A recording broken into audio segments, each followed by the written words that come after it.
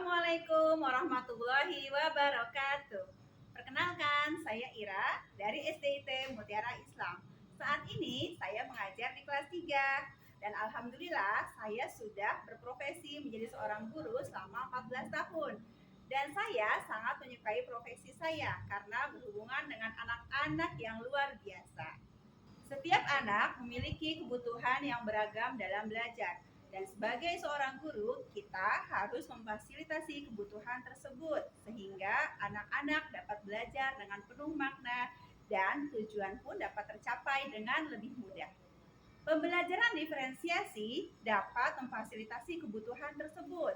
Pembelajaran diferensiasi dengan cara diferensiasi konten, diferensiasi proses, dan diferensiasi produk.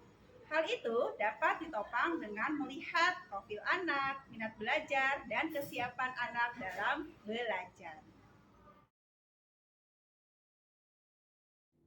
Pembelajaran diferensiasi yang saya lakukan pada materi energi berlangsung selama 2 pekan. Saya awali dengan membacakan nyaring buku berjudul Pejuang Air untuk membangun rasa bersyukur anak terhadap energi yang dianugerahi oleh Tuhan.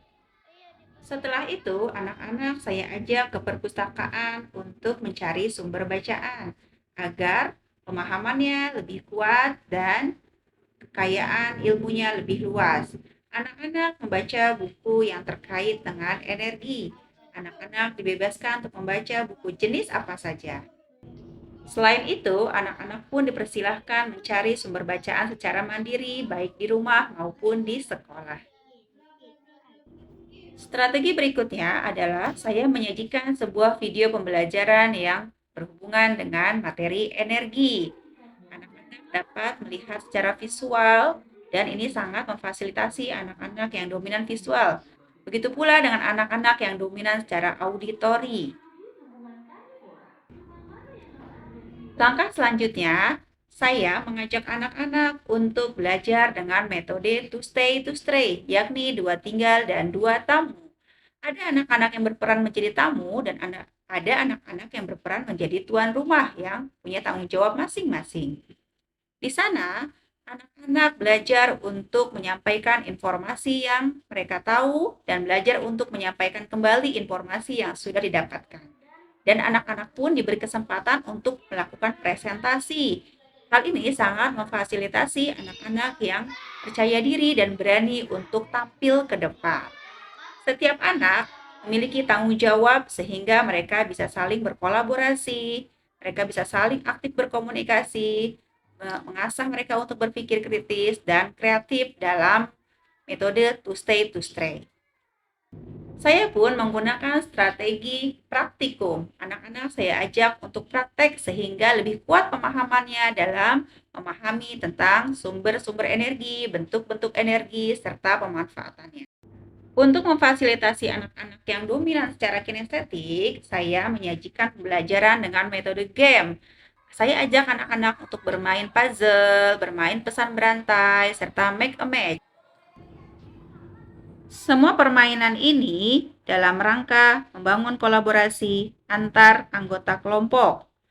Pada permainan puzzle, mereka menyusun kata yang berhubungan dengan energi dan sudah digunting.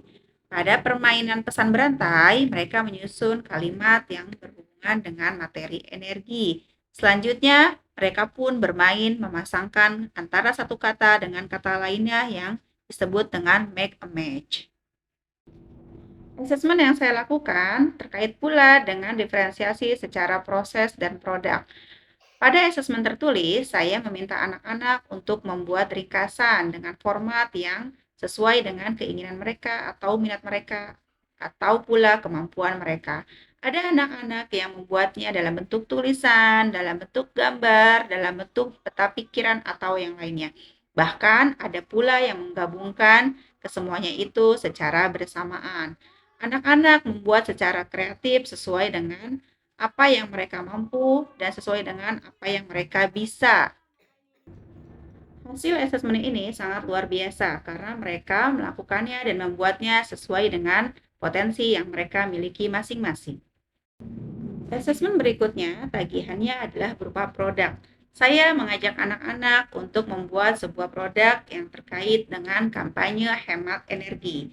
Anak-anak saya ajak secara berkelompok untuk berdiskusi menentukan tema yang mereka pilih.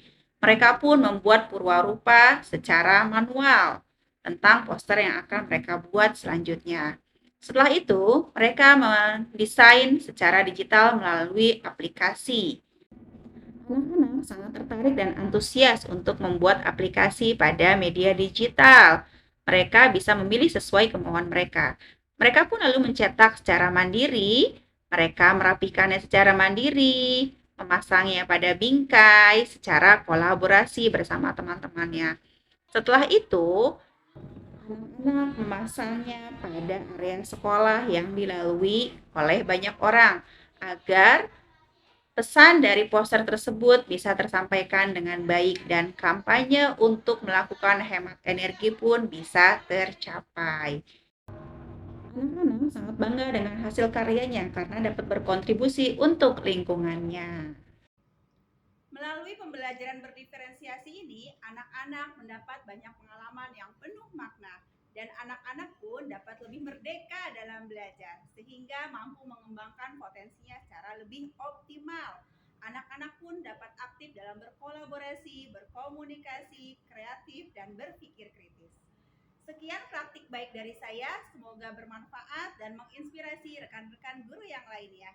Terima kasih. Salam guru inspiratif.